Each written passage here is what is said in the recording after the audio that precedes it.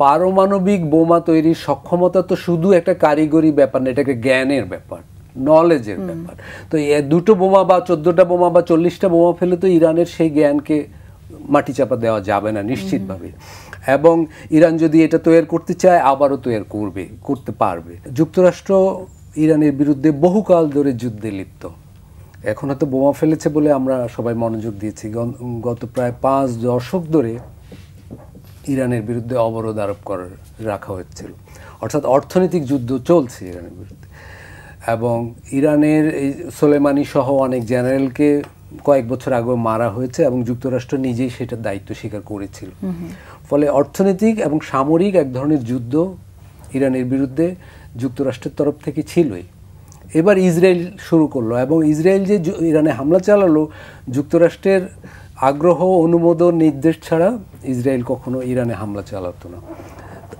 Israel এবং যুক্তরাষ্ট্র ছাড়াও এই হামলায় প্রত্যক্ষ এবং পরোক্ষভাবে যুক্ত আছে যুক্তরাজ্য, আরব দেশগুলোর অনেকগুলো, অধিকাংশই, এবং কিছু ছদ্ম গেরিলা গোষ্ঠীও। ফলে ইরান আসলে একটা অনেকগুলো শক্তির আগ্রাসনের শিকার। এখন এই আগ্রাসনের কারণ হিসাবে, অজুহাত হিসাবে দেখানো হচ্ছে যে ইরান পারমাণবিক বোমা বানাচ্ছে। দেখুন, বহুকাল ধরে আমরা শুনছি যে ইরান আগামী কয়েকদিন পরেই পারমাণবিক বোমা বানিয়ে ফেলবে, কিন্তু আজও আমরা বুড়ো হয়ে যাচ্ছি, কিন্তু সেই বোমা কিন্তু আমরা দেখিনি। এবার ইসরায়েল যখন হামলা চালালো, প্রথম কয়েকদিন যে হামলাগুলো হলো তাতে কোনো পারমাণবিক স্থাপনা ধ্বংস করা গেল না। তখন ইসরায়েল চেয়েছে যুক্তরাষ্ট্র এটা যুক্ত হোক, এবং যুক্তরাষ্ট্রের রাজনীতিতে ইসরায়েলের যে প্রভাব সেটাই আমরা আবার দেখলাম, যুক্তরাষ্ট্র সেটা যুক্ত হলো। এখন প্রশ্ন হলো, যেটা আপনি করলেন, যে এর ফল কি? ইসরায়েল চেয়েছে যে এই পারমাণবিক স্থাপনা ধ্বংস হলে সে নিরাপদ হবে। ইরানের পারমাণবিক বোমা তৈরির সক্ষমতা বা পারমাণবিক কারণ সংলাপ তো চলছিল, আমরা তো জানি যাই, মানে কিন্তু ওরা বলছিল যে আলোচনা চলছিল, আলোচনার মধ্যে হামলা চালানো হলো, এবং যেই স্থাপনাগুলো হামলা চালানো হলো সেগুলোই আন্তর্জাতিক অ্যাটমিক এনার্জি কর্তৃপক্ষের নজরদারি ছিল, তাদের সুপারভিশনই ছিল। এবং এই হামলার জন্য ট্রাম্প নিজের দেশের জনপ্রতিনিধিদের অনুমোদন তো নিলেনই না, জাতিসংঘ বা অন্য কোনো আন্তর্জাতিক শক্তিসমূহের তোয়াক্কা করলেন না। উনি 2 সপ্তাহ সময় দিয়ে 3 দিন পরে হামলা চালিয়ে ফেললেন। কিন্তু প্রশ্ন হলো, এই হামলার মধ্য দিয়ে ইসরায়েল নিরাপদ হলো কিনা, ওদের নিরাপত্তা বাড়লো কিনা? আমি বলবো এটা বাড়েনি। কারণ এখন পর্যন্ত আমরা এমন নিশ্চিত কোনো খবর পাইনি যে এই হামলায় ইসরায়েলের পারমাণবিক সক্ষমতা ধ্বংস হয়ে গেছে। যদিও ট্রাম্প বলেছেন আমি মুছে দিয়েছি, যে ইংরেজি শব্দটা উনি ইসরায়েল বলছেন, আপনি ইরানের কথা বলছেন। ইসরায়েলের ইসরায়েলের নিরাপত্তা বাড়েনি আমি বলছি, কারণ ইরানের পারমাণবিক সক্ষমতা ধ্বংস হয়েছে, মুছে ফেলেছে না, এবং সেখানে তেজস্ক্রিয়তা, রেডিয়েশন হয়নি। ইরানও স্বীকার করেনি যে কোনো রেডিয়েশন হয়েছে। সৌদি আরব, কুয়েত এবং আন্তর্জাতিক বিশেষজ্ঞরা বলছেন এরকম কোনো আমরা দেখিনি।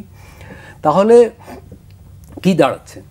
আমি বলবো যে এই ঘটনার ভিতর দিয়ে এই জায়গাটা কি দাঁড়াচ্ছে, জায়গাটা যাওয়ার আগে একটু জানতে চাই যে তেজস্ক্রিয়তা দেখা গেল না, এটা কি আসলে ইনঅ্যাক্টিভ করা যায় ইউরেনিয়াম, কি এরকম কোনো প্রসেস আমরা অনুমান করতে পারি সরিয়ে ফেলা হয়েছে? তার মানে সরিয়ে ফেলা হচ্ছে, বা এরকম কিছু ছিলই না, বা সেটা মাটির নিচে চাপা পড়ে গেছে। আর দেখুন, পারমাণবিক বোমা তৈরির সক্ষমতা তো শুধু একটা কারিগরি ব্যাপার না, এটা একটা জ্ঞানের ব্যাপার, নলেজের ব্যাপার। তো দুটো বোমা বা 14টা বোমা বা 40টা বোমা ফেলে তো ইরানের সেই জ্ঞানকে মাটি চাপা দেওয়া যাবে না নিশ্চিতভাবে। এবং ইরান যদি এটা তৈরি করতে চায় আবারও তৈরি করতে পারবে। ফলে আমি বলবো যে এটা ইরানের পারমাণবিক সক্ষমতা হয়তো পিছু হটে গেল, সাময়িক ক্ষতির শিকার হলো, কিন্তু ইরান সেটা করতে চাইলে আবার করতে পারবে, এবং সেরকম লক্ষণগুলো আছে। এবং এই ঘটনা, এই যুদ্ধের ভিতর দিয়ে আরেকটা বড় যেটা ঘটলো, দেখুন কিছুদিন আগে আমরা মনে করতাম, সারা পৃথিবীর অনেকেই মনে করতো যে ইসরায়েল একটা অজেয় শক্তি, তেল আবিবে কখনো হামলা করা যায় না, তেল আবিবে মিসাইল ফেলা সম্ভব নয়। কিন্তু এবার আমরা দেখলাম পাখির মতো মিসাইল চলে যাচ্ছে ইসরায়েলের ভেতরে।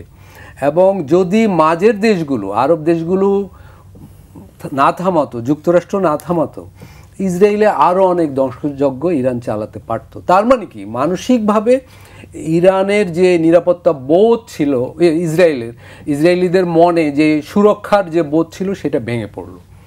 ইসরায়েলের নিরাপত্তা মিটটা ভেঙে পড়লো। এবং যুক্তরাষ্ট্রের হামলার মধ্য দিয়ে ইসরায়েলের কি মান বাড়বে বলে মনে হচ্ছে, মান রক্ষা হবে? আমি বলবো যে ইসরায়েল একটা আরো লম্বা যুদ্ধের শিকার হলো, এবং ইসরায়েলের নিরাপত্তা এখন যুদ্ধ চালিয়ে যেতে হলে যুক্তরাষ্ট্রের উপর অনেক বেশি নির্ভর করতে হবে।